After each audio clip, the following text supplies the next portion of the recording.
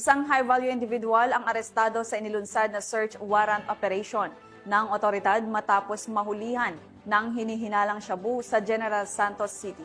Patrolwoman Brylin Jean Cabonillas sa report.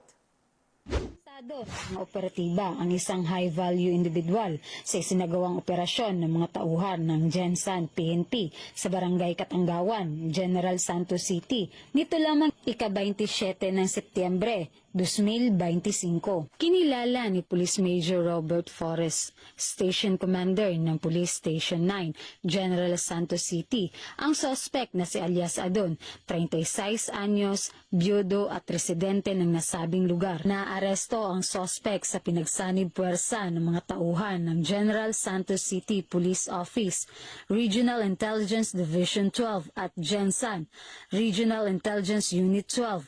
Na-recover sa suspect ang isang itim na sling bag na naglalaman ng itim na pouch na may 216 na piso at isang heat-sealed transparent plastic sachet na naglalaman ng hinihinalang shabu na may bigat na 1.5 gramo at nagkakahalaga ng 10,200. Kasalukuyang nasa kustodiya na ng Gensan PNP ang suspect at mahaharap sa kasong paglabag sa RA 9165 o Comprehensive Dangerous Drugs Act of 2002. Patuloy ang pagtutulungan ng iba't ibang unit ng kapulisan ng Police Regional Office 12 upang sugpuin ang ilegal na droga at mapanatili ang katahimikan at kaayusan sa lungsod.